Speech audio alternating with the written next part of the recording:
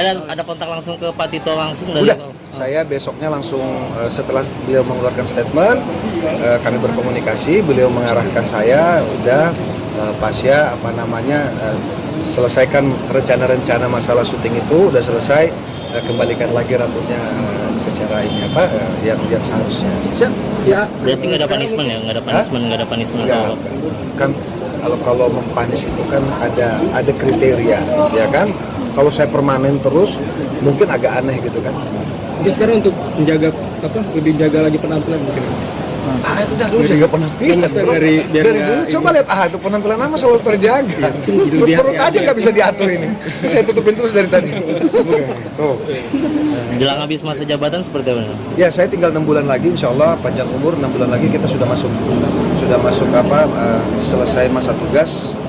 Ya, sekarang lagi berjuang, lagi berusaha lagi untuk mencoba melanjutkan pengabdian. Tapi kita lihat aja nanti gimana selama mungkin menjabat sendiri lebih nyaman seperti apa sih ya? Soalnya pasiennya nggak hilang, jadi nggak ada yang aneh kalau menurut saya. Kalau pasien kemudian nggak boleh nyanyi, pasien kemudian nggak boleh konser, pasien kemudian nggak boleh beraktivitas dalam artian tidak boleh ada di dalam dunia yang membesarkan saya, itu yang mungkin saya juga lebih memilih untuk mendingan saya bermusik.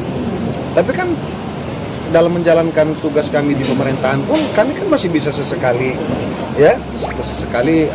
berkegiatan dengan dunia yang membesarkan saya, dan saya merasa tidak ada yang hilang sih. Ya kalau persoalan intensitasnya berkurang ya wajar-wajar saja, namanya kita juga lagi berkantor lah, gaya kan, berkantor. Balik mungkin dari Jakarta ke Palu sendiri ini meninggalkan anak-anak, gimana? Mungkin ada memboyongkah nanti suatu saat? Itu resiko, itu kan sudah resiko yang saya ambil karena saya memilih untuk mengabdi di kampung saya. Ya itu resiko gitu kan, harus bolak-balik. Jaraknya sebenarnya nggak jauh-jauh banget lah, sama aja kayak ke Medan sebenarnya, 2 jam 10 menit kurang lebih. Ya cuma karena mungkin kemarin-kemarin kan orang nggak terlalu nggak terlalu tahu kota Palu di mana, berapa jam ke sana dan lain sebagainya.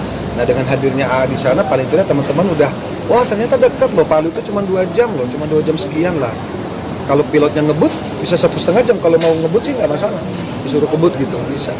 Nah, kemarin sudah mulai kerja lagi di Palu, kemarin kan lebih banyak di Jakarta, jadi sekarang udah mulai bekerja lagi. Gimana mungkin rutinitasnya sehari-hari? Ya standar lah, kami itu kan fungsinya wakil itu kan membantu wali kota. Jadi hal-hal yang kemudian belum sempat teratasi, belum sempat terkoordinasi, belum sempat terurus oleh Bapak Wali Kota, maka kami yang handle. Biasanya seperti itu. Jadi siapapun dimanapun, mau wakil wali kota, mau wakil bupati, mau wakil gubernur, fungsinya adalah membantu. Nah, membantu ini tentunya kami harus berusaha untuk optimal. Hal-hal yang kemudian bisa ditutupi oleh para wakil kepala daerah yang tidak bisa atau belum sempat dilakukan oleh Bapak dalam hal ini kepala daerah. Seperti itu. Mungkin terakhir kemarin kan sempat Teh Adel marah dengan netizen dicibir gitu. Masa? Wah nggak tahu malah. Gimana mungkin dicibir? Ya biasalah. Ya biasalah. Dicibir kan bukan baru sekarang ya. Jadi memang kita kan nggak bisa mengontrol sesuatu di luar kontrol kita. Gitu. Bayangin aja kalau netizen jumlahnya jutaan, kita mau kontrol satu-satu ya nggak bisa. Mau ini, tapi kadang-kadang saya jujur aja, saya pernah nanggepin 1-2 netizen yang kemudian memberikan komentar yang menurut saya terlalu tajam, terlalu mengarah kepada fitnah, sehingga saya ladeni. Saya sempat ladeni. Tapi waktu itu bukan persoalan musik, bukan persoalan rambut, persoalan pemerintahan gitu loh. Kenapa? Karena ya itu tadi, apa yang disampaikan itu jauh dari kebenaran. Nah, sehingga saya harus mengklarifikasi, saya harus meminta dia supaya menyampaikan kepada saya secara langsung apa yang kemudian menjadi keberatan, apa yang kemudian menjadi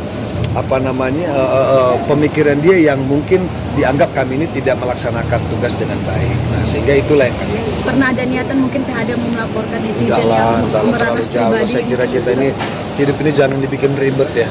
Yang pertama, netizen ini jelas nggak? Maksudnya ini kan kadang-kadang juga banyak akun-akun yang nggak jelas juga. Nah kita ladenin juga capek juga gitu kan.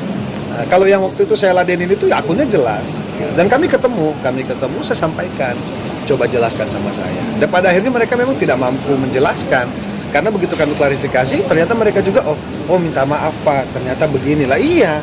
Nah itulah makanya saya bilang, jangan media sosial ini kan harus digunakan secara baik, secara positif. Kenapa sih? Kok susah? Ya kalau nggak suka ya minimal diem kan gitu. Kalau nggak suka ya minimal diem aja gitu loh. Kenapa harus berkoar-koar segala macam kan? Beda kalau kritisi ya. Kalau memang yang profesinya kritikus ya, kritikus itu kan ada kritikus di bidang politik, kritikus di bidang ekonomi, kritikus di bidang sebutlah kemasyarakatan, kritikus di bidang pemerintahan, itu memang ada ruangnya. Tapi kalau kemudian menjadi bola liar ini kan tiba-tiba ada orang dari mana antah berantah nggak jelas tiba-tiba menilai kami. Misalnya ada orang dari luar kota Palu menilai kami, kerja kami di kota Palu, kok bisa menilai? Dasarnya apa? Dasarnya menilai itu apa? Ya kan? Loh, kamu nggak pernah lihat kita di sini kok secara langsung kok tiba-tiba memberikan penilaian. Nah, penilaian juga kemudian nggak ngenakin hati gitu, malah cenderung jadi ya sudahlah begitu seperti itu. Oke?